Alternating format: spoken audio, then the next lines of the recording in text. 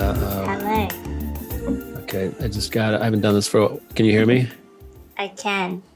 Okay, I just haven't done this for a little bit. Hello. Shit. Fuck.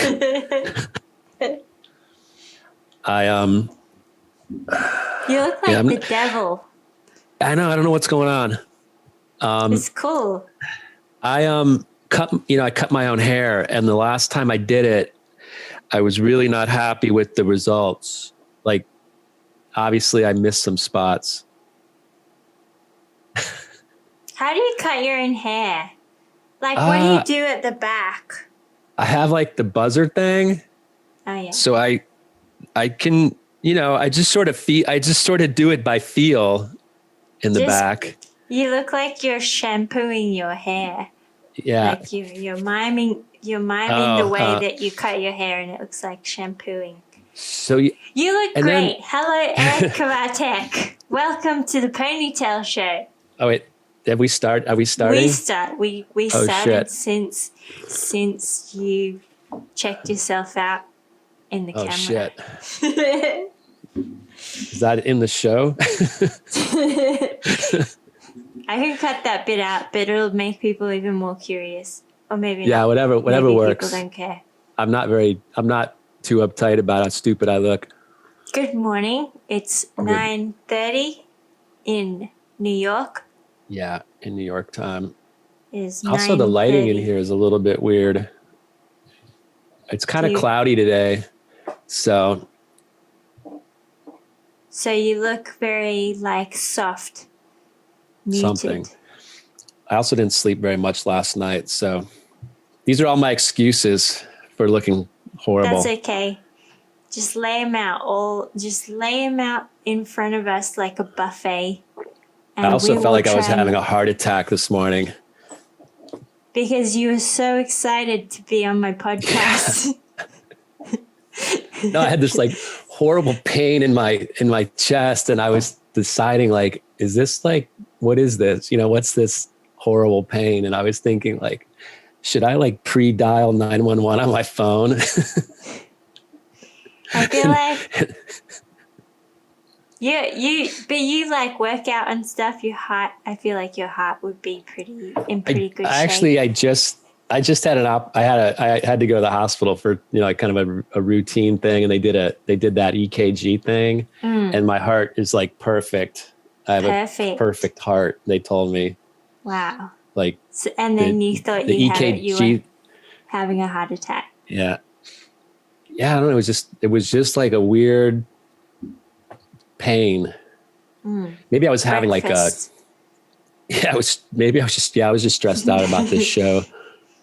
Or it was breakfast. Well, it's very nice that you are so stressed out about my show, because it means that you take it really seriously, which you should, because it's a big deal to be on my show.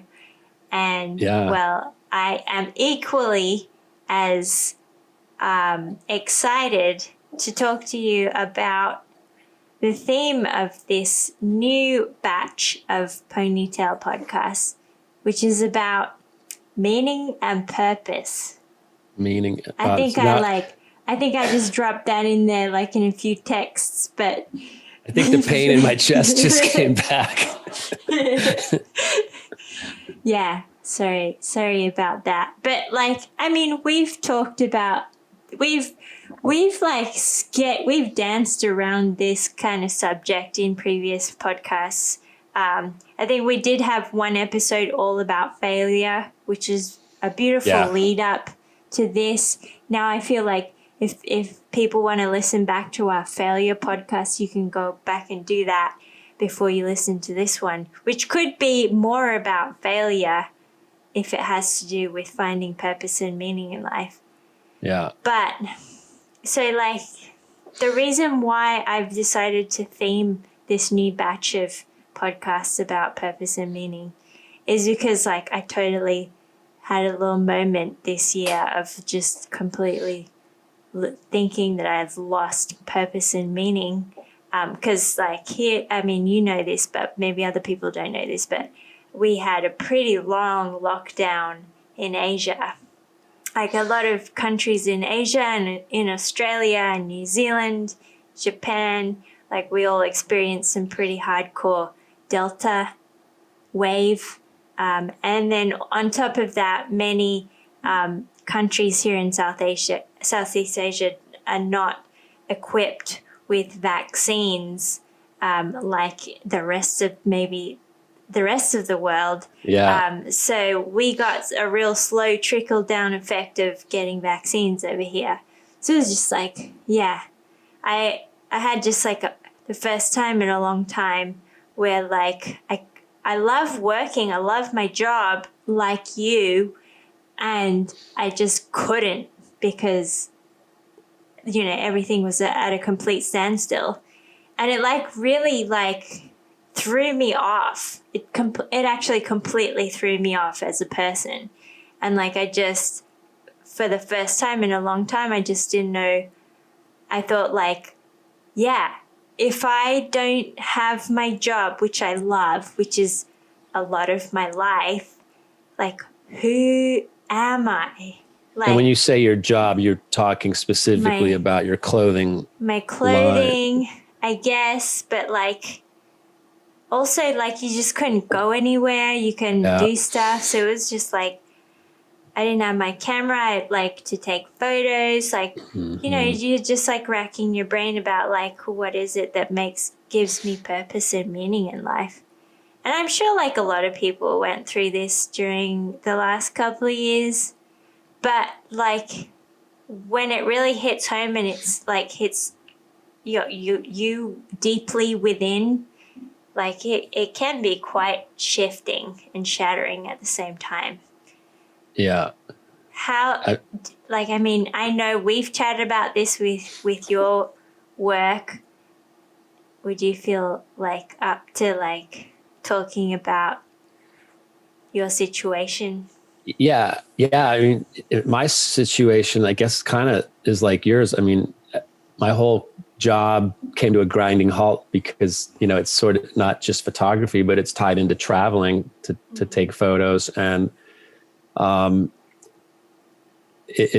mean, suddenly it went from, you know, I think January, February, March 2020, I'd been in like, you know, 4 or 5 different countries and done 4 or 5 photo shoots. And then suddenly that just, at least I went out with a bang, but suddenly it was completely just like, you know, not even slowing down. It was just like hitting a brick wall. And I actually thought I would have been much more depressed and like disturbed than I was. I think to my credit, I handled it fairly well.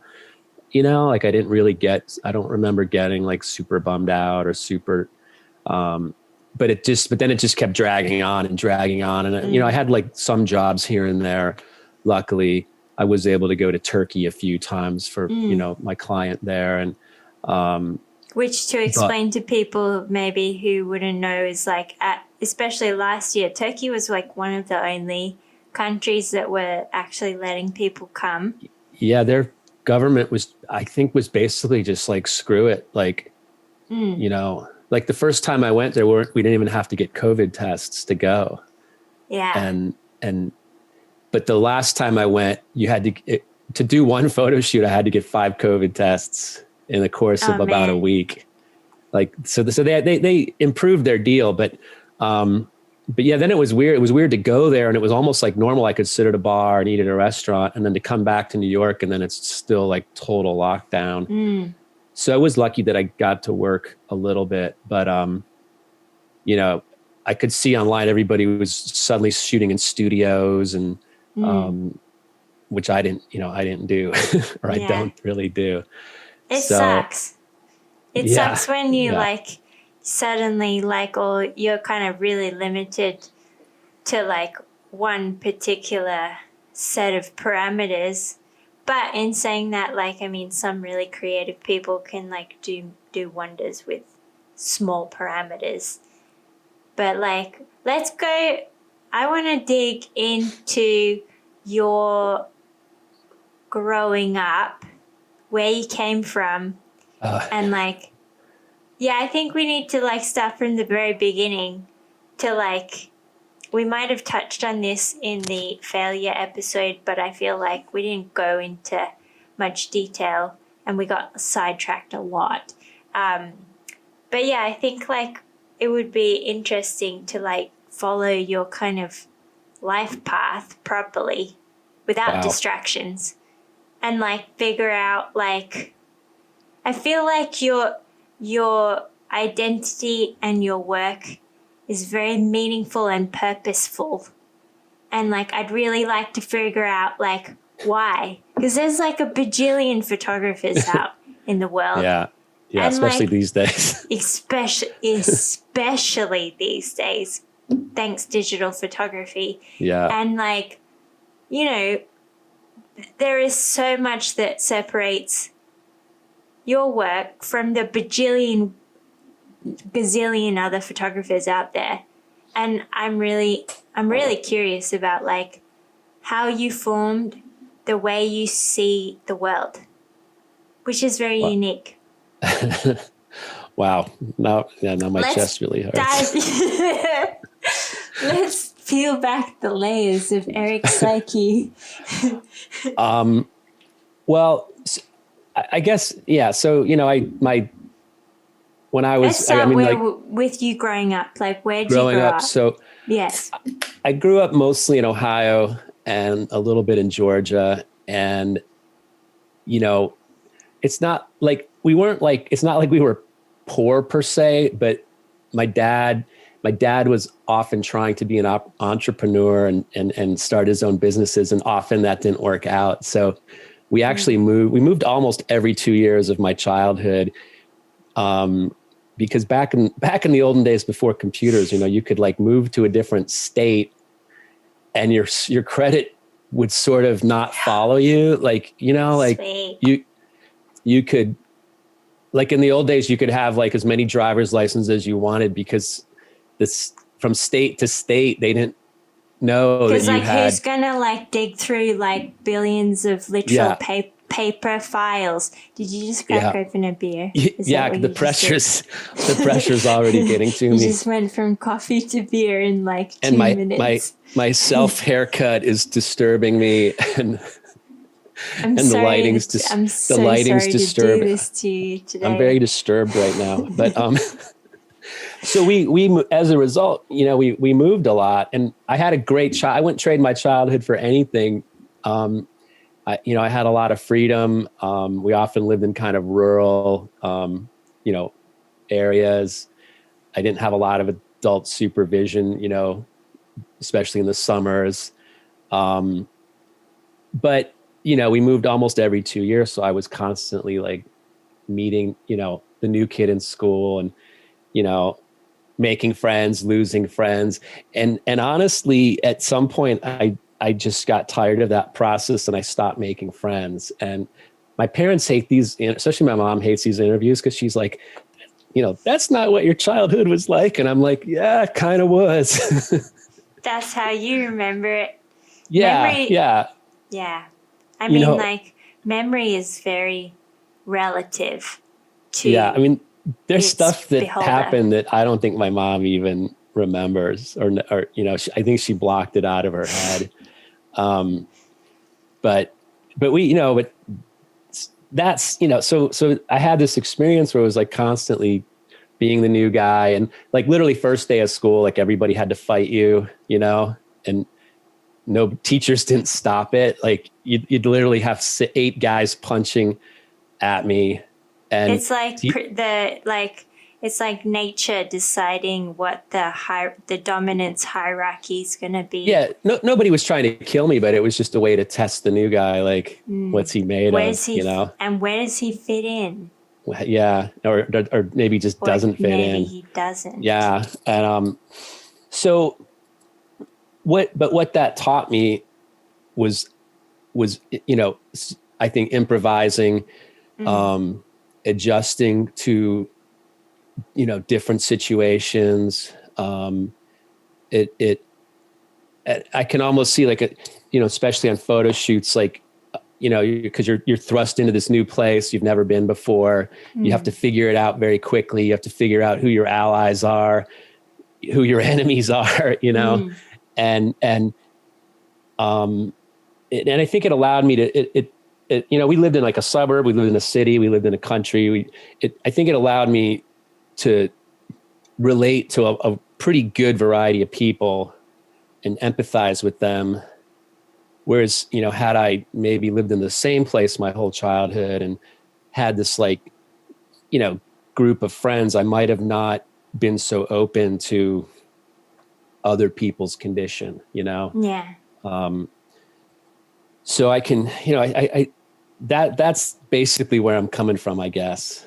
What's interesting, but like you and I, like I also moved around quite a bit as a kid, and like, you know, we both have siblings too, and I feel like my sister dealt with it in a very different way than I did. Yeah. Would that be the same? Yeah. Yeah. My brother, other than the fact that we look similar, at least our faces, I think his memory of our childhood is like completely different. He was just being a year younger. I don't think he realized some of the stuff that was going on. And by the time I gave up making friends, he had actually found a group, you know, he had a group of friends, and just having those friends for a year, like an extra year, I think made a huge difference. Like, so he's like a much more, I guess, sort of normally adjusted person with, you know, friends and society. Yeah. And like not nearly as traumatized, I think, as I was. So as a result of like not making friends, I was actually like, when I went to college, I was like pretty miserable. You know, I really hated people. Cause a lot of my experience with people was, you know, getting punched at and shitty. You know, like one time on the school bus, somebody literally punched me in the back of the head and knocked me out. That's really shitty. And these girls are like, Eric, it's your stop. Like, you got to get off the bus. I'm picturing like a really punky Eric. Is that correct? Yeah. I was like definitely like a punk rocker. I didn't really consider myself a punk rocker because that would have meant I had a group of punk rock friends. But I listened to punk rock and like old blues songs and old like country western songs. It was kind of a weird mix of things to be into. But yeah, I had obviously had tattoos, and back then it was not a normal thing to have. And, you know, I was fucking up my hair back then. What was your first tattoo? I had a skull with a mohawk. And I had drawn it and I got somebody to put it on there, but I eventually covered over it because I kind of wish I hadn't now. But sounds sick, especially if you drew it yourself. Yeah, I think eventually I needed the space, I think. So I just was like, you know, screw that tattoo. I'll cover over it. But so I went to the college in the University of New Mexico because it was literally the cheapest school I could find.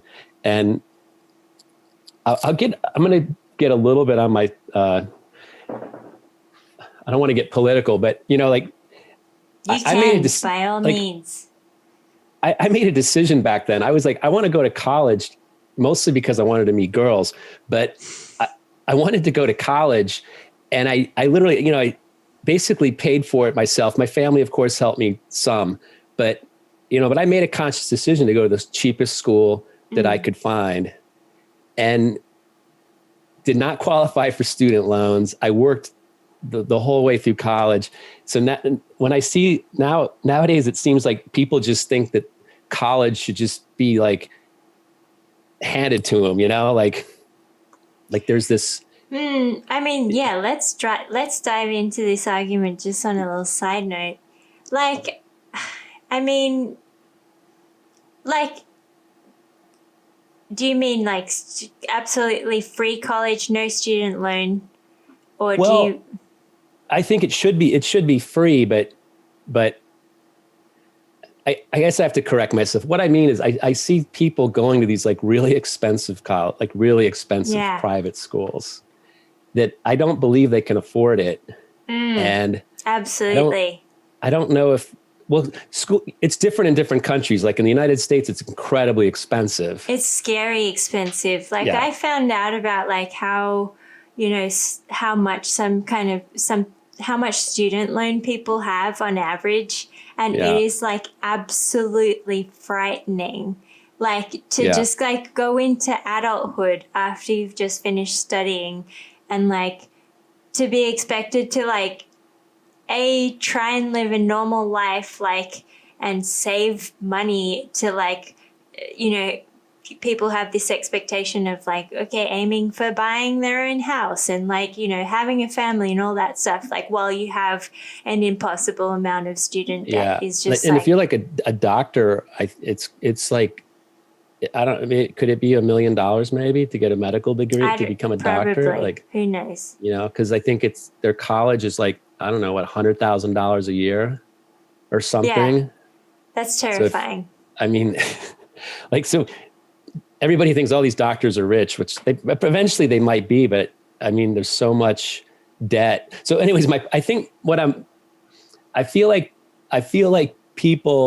some people expect. Well, that does, it like when something is so exorbitantly expensive to be educated, to aim high with the intention of aiming higher and, pursuing fulfilling work or work that will push you in some way, it just makes such a huge divide between the rich and the people who can't afford it, that it suddenly becomes just like a luxury that is unreachable for a huge amount of the population. I mean, at this point in time, I think it's, at least in the United States, it's kind of a luxury. Absolutely. Well, to go to a good school. I mean, like where it's such a drastic difference where I was living like before in France, where, education is pretty much free and the standard of education is so high. It is actually quite astounding. That's like, the other extreme, I would say.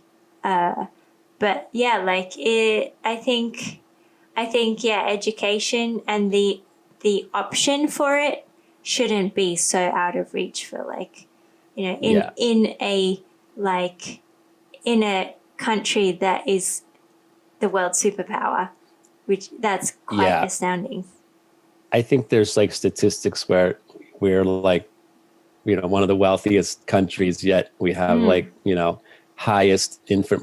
of the higher infant mortality rates and, lower education, rates.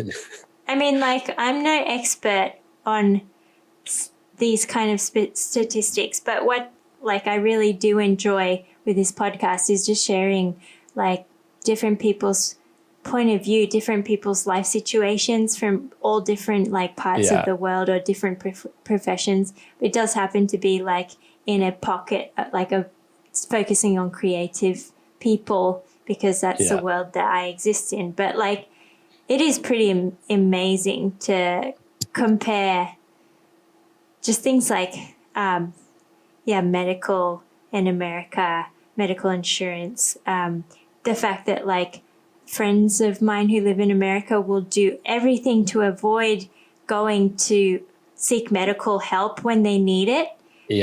Just because of the absolute sheer fear of the insane medical bills that they will, get.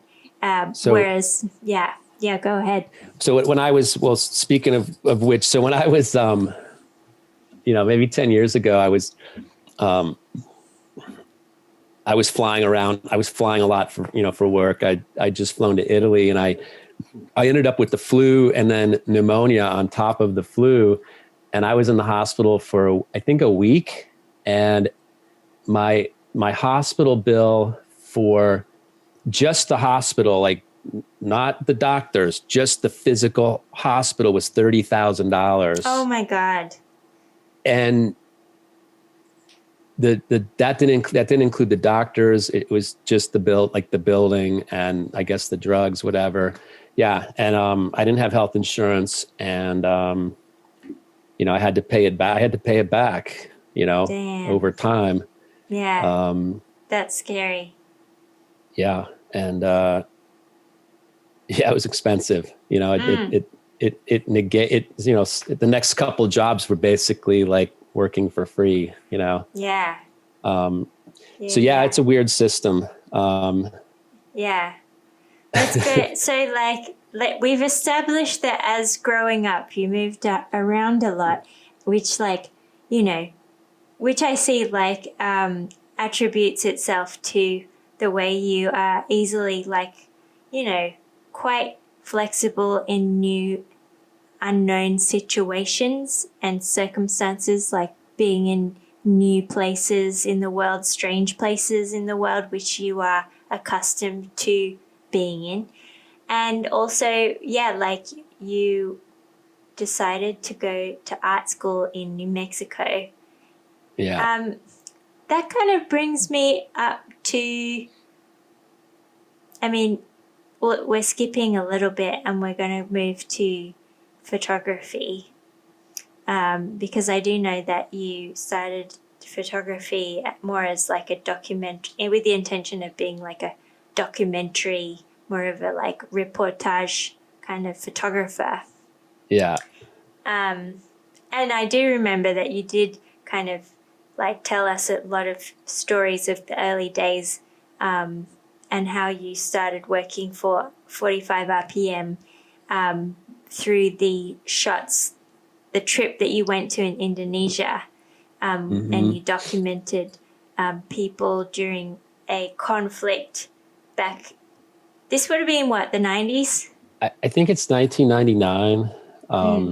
It was the conflict that was, I think, in that sort of, there's like a kind of a documentary about, I think it's called Making a Murderer? Or it's like, they got the real guys that were doing the genocide to like portray themselves in a fake movie.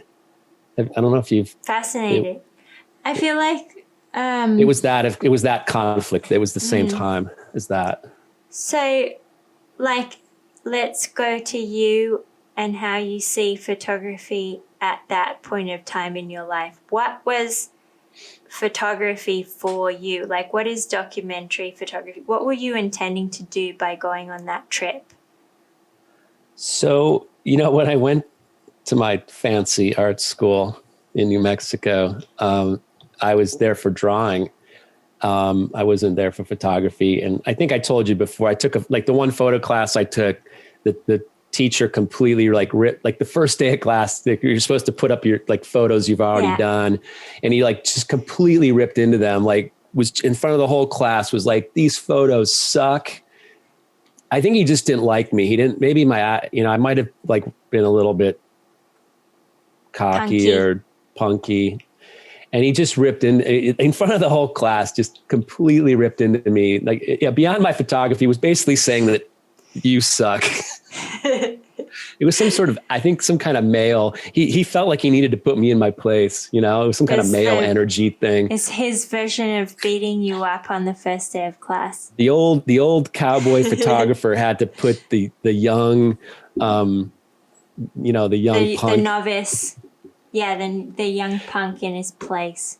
Yeah. What do you know, punk? It was just like that, so that was my that was my, one of my only experiences taking photography in college, just being shredded. Character building. Yeah. Yeah. Yeah. I mean, and I was like, okay, I didn't get mad. I was just like, okay, that's your opinion. And I stayed in the class, and I think we ended up kind of being somewhat friendly, but, I didn't go to college. I didn't, my feeling was, I'm not taking this class to have my ass kissed, I want to learn something. When you walk into a classroom, you're sort of assuming that you don't know everything, so it's humbling. Tell me that I suck. Tell me that I'm an idiot, and then teach me something. And that's, it's kind of what happened, there was another class I took watercolor painting, and literally every person in the class was like 70 years old. And I walked in and I think I had a mohawk and sleeveless t-shirt and tattoos. And the teacher literally said to me, he's like, "Are you sure you want to take this class? I think you're in the wrong class." And I'm like, "No, I'm here to paint watercolors." And I ended up making friends with a survivor of Pearl Harbor. And wow. So it was like me and this like 70-year-old guy were like best friends in the class. And he would just tell me stories about, Pearl Harbor, surviving the attack. And Wow. I think he reminded me of my grandfather, and I probably reminded him of a grandson. There was some sort of, that kind of dynamic. And, yeah. it was one of my favorite classes in my whole college experience. And it was some class that the teacher thought I didn't even belong in, That's so nice. Yeah. And my watercolors sucked compared to all the other people. I was like the worst person in the class. And, how do you suck at watercolor? I mean, like, okay, sure, you can like technically suck at it, but like going to art school, like it's not just all about technique. Yeah. Well, watercolor painting is actually it's probably the most difficult style of painting because you can't cover it up. Like you're committed, it's like, maybe it's sort of like almost like a Zen approach to painting, like a oil painting, or you can, once it dries, you can cover it up and fix your mistakes. Yeah. But in watercolor painting, it's very unforgiving. Like you can't really paint over what you screwed up. So you're like kind of committed. And, so I think that's what I kind of liked about it. Like it's less time consuming, but it's also less forgiving. You're kind of locked in. And you kind of like, it's almost like a sport where you have to be really well practiced to have that muscle memory so you don't screw up so much all the time. And then knowing how much water, I don't know. But it was a good experience, and but what was the real question? First, before I ask the real question, is that like an old driftwood looking skateboard on the wall behind you? Yeah, it's a real skateboard, and somebody left it in their backyard for 20 years. So it's an unrideable skateboard, but it's like, I'll show you. It looks beautiful. It's pretty amazing. Yeah. Yeah. But my question was, back to the photography question, was we like at the point in time where you wanted to be like a reportage documentary photographer, like what was the purpose of documentary photography for you? Was it just like a tool, or was it like more of a art form? So why? I was in that college for drawing, and I kind of realized towards the end that I didn't want to be sitting behind a desk drawing, and I was thinking, but I still wanted to be kind of an artist. And I realized that being a photographer, specifically a documentary photographer, could allow me to travel. And I ended up so the last year I took political science classes because I wanted to learn about politics, around the globe. And so my plan was to be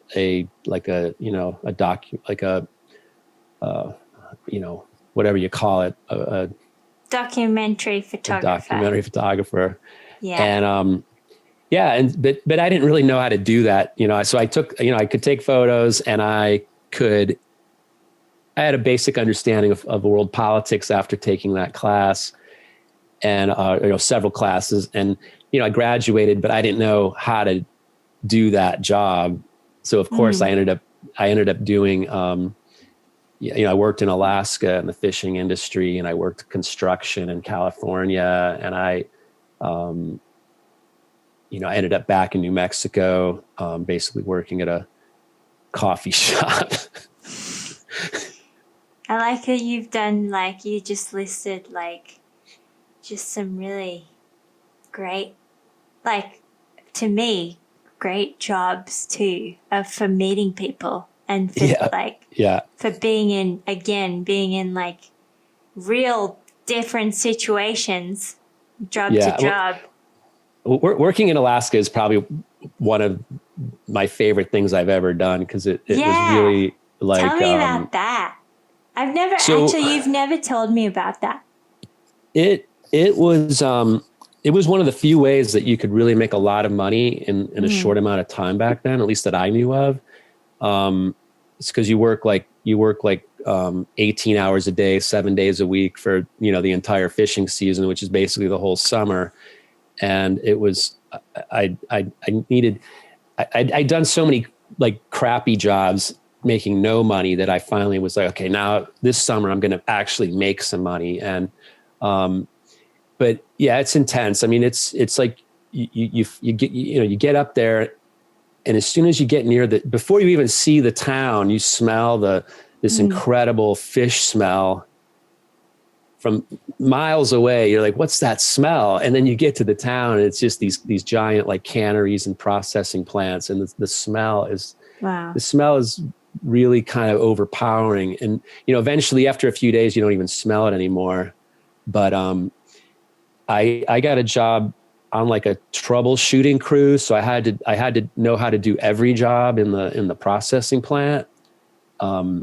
So I 1 minute I might be unloading fish, and then the next minute I might be like actually grading the quality of salmon, or then driving a forklift, or like unloading a boat. So, it was intense. I mean, one of my friends there died, while we were working. Another one, cut his head open on another one, another guy got beat up in a fight so bad he had to be like flown to Seattle.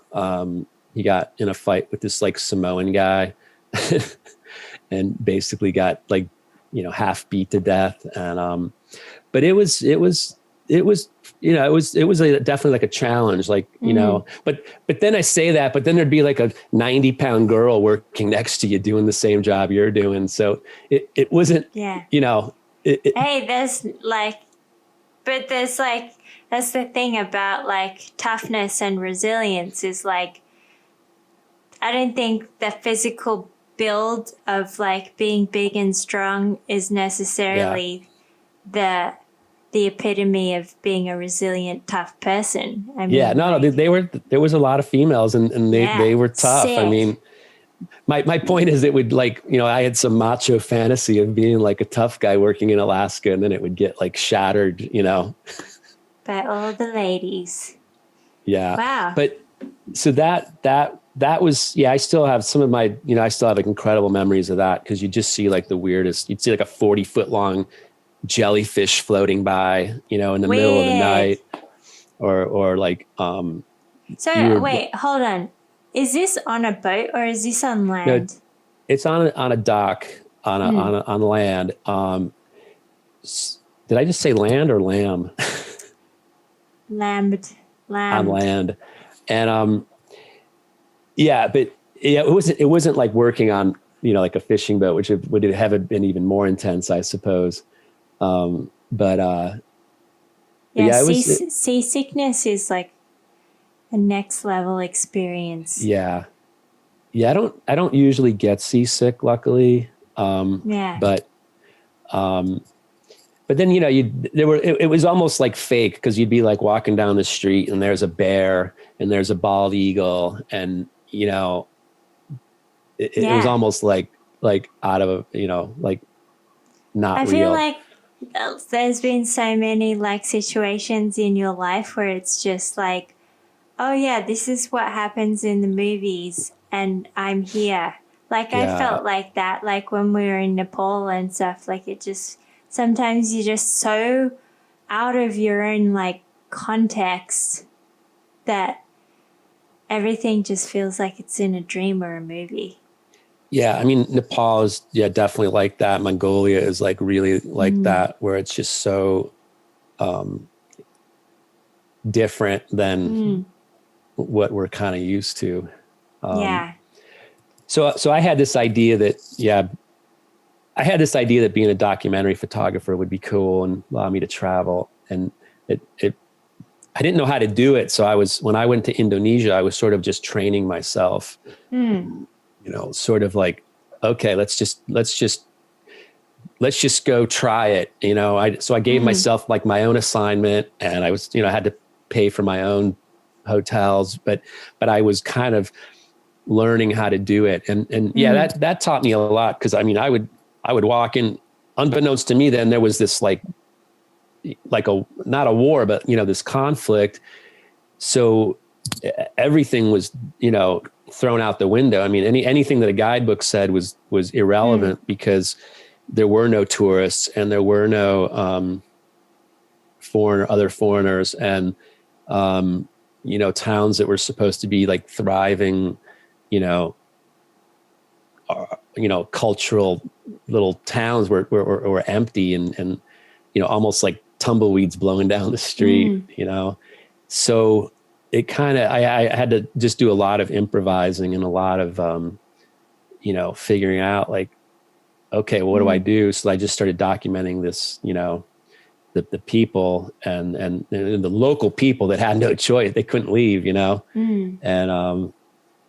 and like you said, that led to shooting for 45 RPM. So although I never really became a documentary photographer, as a career, it led into this, fashion photography.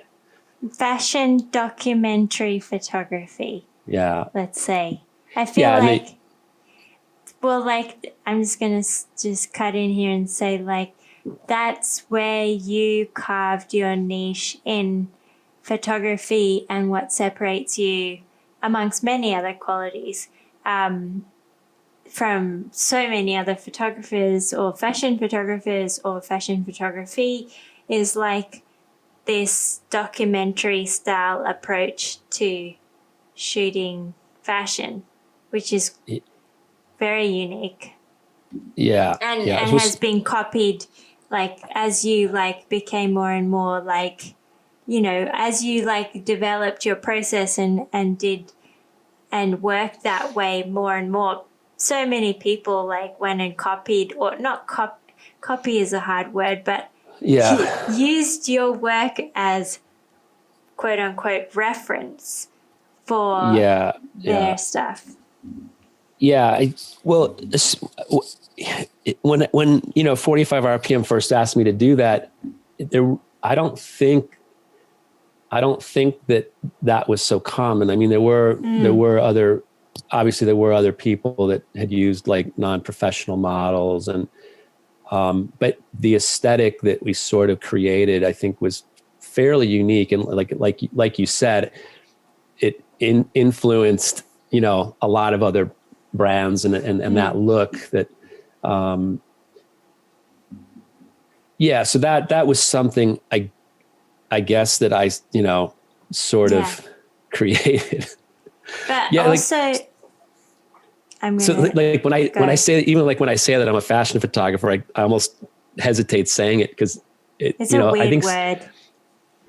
And some people, I think like some like high fashion, sometimes those people look at my photos and I think they just think that they suck, like they don't get it or something. Like I literally believe that they look at my photos and just think that they're horrible. They must be really not cool, and they don't get coolness.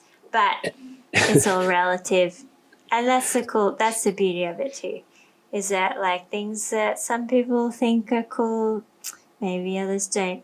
But like, I think to me, and I don't want to put words in your mouth, but to me, like a huge part of how you find meaning from the tool of photography is actually like, as you keep repeating, is like a tool for traveling, a tool for opening doors. And more importantly to me is like it's a tool for meeting people and connecting with people. Like number one thing about Eric Kvatek in my eyes is like you connect with people. You love connecting with people in so many different ways and so many kinds of people.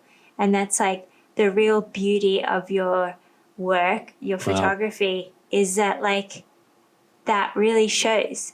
And like you can't just like put that shit together, you know? Yeah. It's wow. No, that's very, very eloquent and kind way of saying that. But I think that goes back. So when I started, when I was in that college, University of New Mexico and Albuquerque, and, when I entered it, I was this angry young guy who was sick of making, didn't want to make friends and kind of hated people, like seriously, kind of hated people. Thanks because for reminding. my experience with people was, getting, punched at and punched in the back of the head on the school bus, but at some point in those how many ever years, I was there 3 years and 4 years. And so at some point in the middle of that, I made a conscious decision. I was like, do I want to continue being this like angry person, or do I want to be happy? Or do you want to paint watercolors with a vet who witnessed Pearl Harbor? Yeah. Do I want to be open-minded and I, and I made a decision, it's whatever. I was 20, like, let's say I was 20 years old, and I made this decision I don't want to be miserable, and so I dropped out of one of the semesters and was, not sure what to do. And I made this decision. Okay, I'm going to go back and I'm going to be like a more well-adjusted, friendly guy. And I guess it kind of worked. I started like mountain biking and rock climbing and just not being nearly so intense. And, not to say that I'm completely transformed, because I still sort of have, sometimes have a little bit of a dark side. Yeah. edge. The dark side's just as important.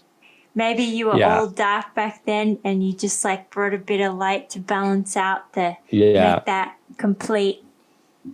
Yeah. And so that decision kind of allowed me to, so on photo shoots, I can bring out that lighter side of me and meet people and relate to people. And, people that only know you from photo shoots think that I'm like this, like really like sort of outgoing, friendly guy. Whereas, I mean, in private, I'm still much, much quieter and shy. And I really, I don't talk to a lot of people in my normal daily life. Like I'll go, I remember going like weeks without talking to anybody, Yeah.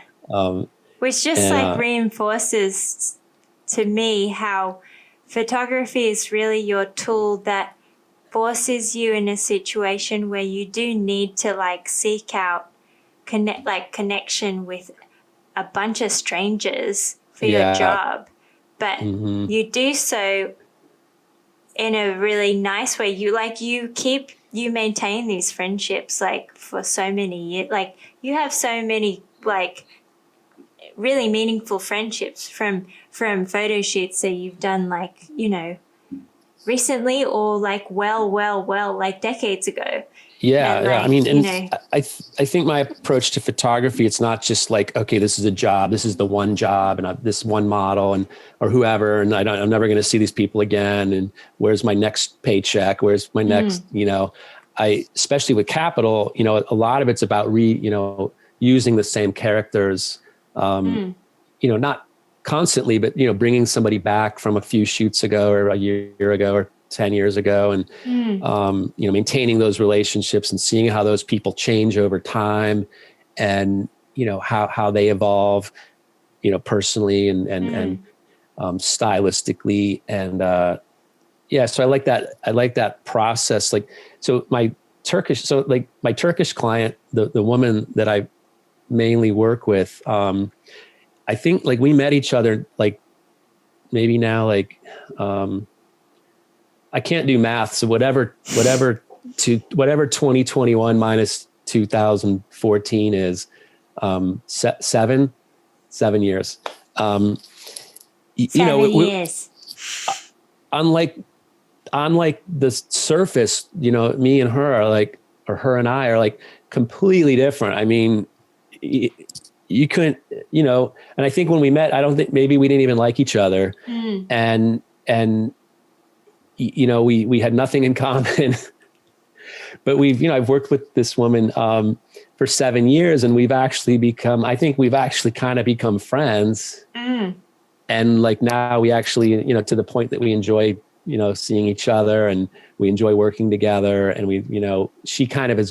she's learned to understand me, and I've kind of learned to understand her. And it's like, it's not, it goes both ways. And neither of us would hang out with each other in like a normal, like daily situation. But because of like the photo shoots, we've like, been forced to work together and forced to, essentially get along.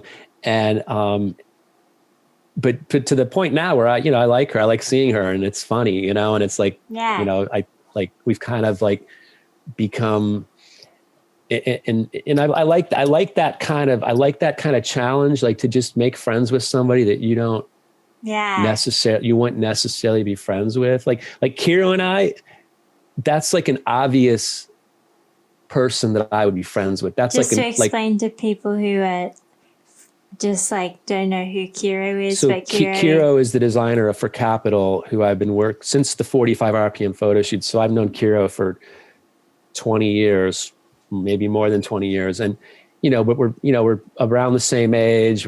We similar style. That's kind of a no-brainer. Like it doesn't take a rocket scientist to figure out why Kiro and I get along. Whereas some of these other people I've made friends with over the years, on photo shoots, they're not necessarily the kind of people I would normally hang out with. But I like that challenge of like getting to know this person. What do we have in common? I wonder, like, I'm no shrink or anything, but I wonder if like it's a really narcissistic thing to like only be friends with people who are similar to yourself. Yeah. Seems like the friends pool would be a little bit shallow. Well, the classic scenario is when you meet somebody's, significant other and they look exactly the same, like matching. That's the classic narcissistic, subconscious, narcissistic move where, they look narcissist staring at, was it a woman or a man in the Greek myth? I think it was a woman. In the what? Myth in of the myth. Sisyphus? Narcissist. Narcissist. The myth of Narcissus, like looking at him or her or their self in the reflection of the pond. I don't remember. Anyway. Just knowing how sexist like old stories are, it was probably a woman, a female. Not because I think it should be, but just knowing how stereotypical old legends are. Or how we interpret them. Maybe maybe we're the ones. The straight, boring. Yeah. So continuous of sexism. Anyway, keep going. So with photo shoots, obviously it's an important part of my life. And, just going from being this like kind of angry loner to, existing on photo shoots and having to be everybody's pal. Yeah. And but I think that's the beauty of, I think when somebody can use a profession or an art form or a craft or whatever, like use that as a tool to express their values, more so like using that as a tool to express your values rather than to strive to be the number one perfect, number one best person in the world doing that field or profession or art form or whatever seems far more interesting than and far less exhausting than trying to be the best photographer in the world, technically perfect. Like what is that anyway? We don't even know what that is. But to me, what is so interesting and beautiful about your work, Eric Kvatek, is that it is a tool it is a tool that really shows a full expression of your values as a person, rather than rather than just like you striving to be the best portrait photographer, whatever the fuck that that means. Yeah, I definitely have never striven to be the best photographer in the world. I don't even know what that is. What is that? Yeah, I don't know. Right. Maybe a photographer that actually works more and makes more money. I don't know. Hey, let's not be hard on ourselves, okay? COVID's all about patting ourselves on the back. Yeah. And saying, this is just enough. I'm doing fine. Well, so something I did during COVID, because, there were less jobs, is I just would invent my own jobs, and Sick. And one of the things I started to do, which I'm still working on, I've had a little bit of a detour, but I'm supposedly making my own magazine, which I think you know about. I remember. And I'm still doing it. I got very sidetracked for a while there. I've had some family stuff I've been, kind of working on, and doing incredibly bad haircuts, which I'm not handling very well. But so I think that, I've supposedly I'm making this. You've just pretty much spelled out to me so much about yourself and how you've somehow figured out how to find purpose and meaning in life, which is incredible. A lot of us don't ever get there.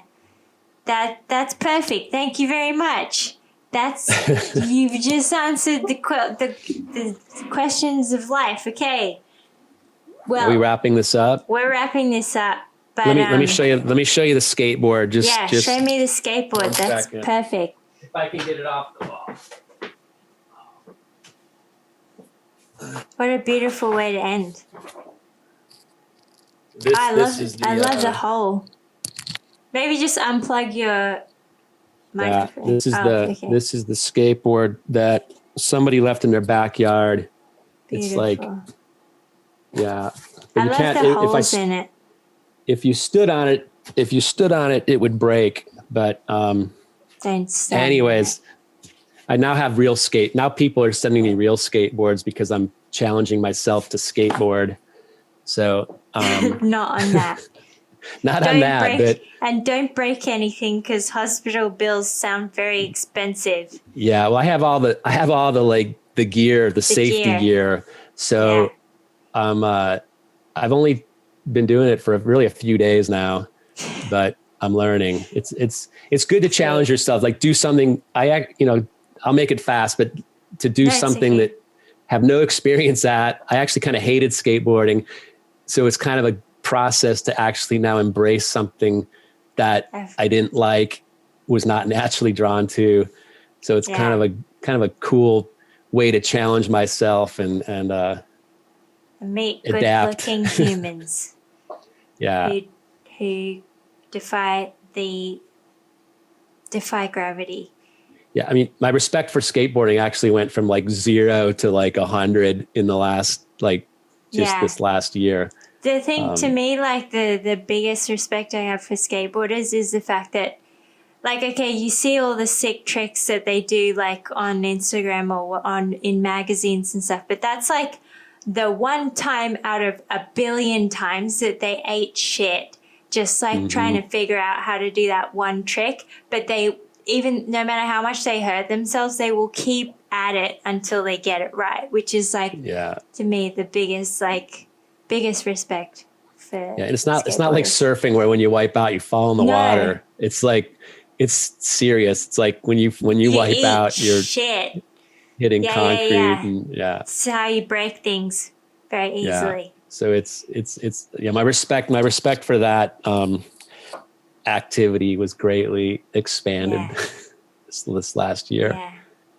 Well, thank you for thanks, Lauren, sharing, Eric. This is very beautiful, and I'm so proud to have you as just like an episode on this like purpose and meaning chunk of the Ponytail show. No, thank you. Bye, everybody. Bye.